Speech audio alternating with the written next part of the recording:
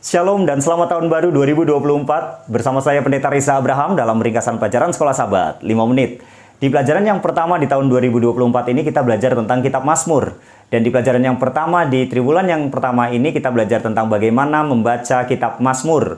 Mazmur dalam bahasa Ibrani adalah Tehillim yang artinya pujian. Dan memang isi dari kitab Mazmur adalah doa dan pujian. Kita akan mengenal kitab Mazmur lebih dalam. Mari kita lihat pelajaran di belakang ini. Untuk yang pertama, penulis dari kitab Mazmur. Raja Daud ada 73 Mazmur atau pasal, Asaf ada 12 Mazmur, Bani Korah ada 10, Salomo 2, Heman, Etan, Musa masing-masing 1 Mazmur, dan NN atau no name ada 50 Mazmur. Dan dari no name atau tanpa nama ini, diantaranya kemungkinan Raja Daud juga menulis meskipun tanpa nama. Nah, Mazmur yang tertua dari semuanya ini ada ditulis oleh Musa, yaitu sekitar abad 15 sebelum Masehi. Dan Mazmur tertua itu ada di Mazmur pasal 90. Nah, secara umum, Mazmur itu ditulis di zaman Daud, yaitu sekitar abad 10 sebelum Masehi.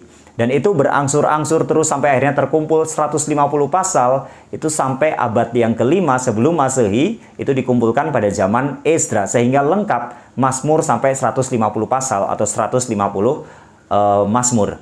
Nah, yang menjadi hal yang unik adalah meskipun 150 pasal itu banyak, tapi dalam strukturnya itu menjadi satu hal yang menarik bagi kita karena dari 150 pasal itu dibagi menjadi 5 bagian dan ternyata itu menjadi satu hal yang sistematis dan terarah. Dan ini paralel dengan 5 buku Musa atau Pentatuk, yaitu Kejadian sampai dengan Kitab Ulangan. Kita mau melihat pembagian buku Mazmur.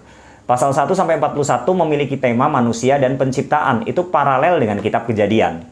Kemudian 42-72 memiliki tema pembebasan dan penebusan paralel dengan kitab Keluaran. 73-89 memiliki tema penyembahan dan tempatnya itu paralel dengan kitab Imamat. 90-106 itu temanya gurun dan jalan-jalan Tuhan paralel dengan kitab Bilangan. 107-150 itu temanya firman Allah dan pujian paralel dengan kitab Ulangan. Jadi luar biasa, buku Mazmur sistematis terarah. Meskipun penulisnya berbeda, dalam kurun waktu yang berbeda, tapi kok bisa sistematis dan terarah dan bisa sama temanya. Kenapa begitu? Kita bisa melihat karena ada Tuhan yang mengilhami para penulis. Nah, kemudian yang berikutnya tujuan dari kitab Mazmur. Tujuan pertama dari kitab Mazmur ditulis ini adalah berhubungan dengan ibadah. Ibadah tidak bisa lepas dari yang namanya doa dan pujian atau penyembahan kepada Tuhan. Itulah sebabnya perlu ada Mazmur, yaitu digunakan pada ibadah di Bait Suci, kemudian hari-hari raya, perjalanan ziarah ke Yerusalem. Nah, kemudian tujuan yang kedua untuk menyadari bahwa dalam setiap aspek hidup, dalam setiap musim kehidupan, Tuhan selalu ada. Kita bisa melihat isi dari kitab Mazmur.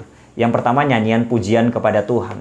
Ada juga ucapan syukur atas berkat Tuhan. Tapi juga ada tentang ratapan seruan hati kepada Tuhan. Ada juga tentang nyanyian hikmat sehubungan dengan pedoman praktis hidup yang benar. Kemudian nyanyian kerajaan sehubungan dengan nubuatan Mesias atau Yesus Kristus. Kemudian nyanyian sejarah tentang mengenang kembali perjalanan bangsa Israel dan bagaimana Tuhan menyertai mereka. Artinya, buku Mazmur ada untuk melihat bahwa Tuhan juga ada dalam setiap aspek kehidupan. Nah, menjadi hal yang unik.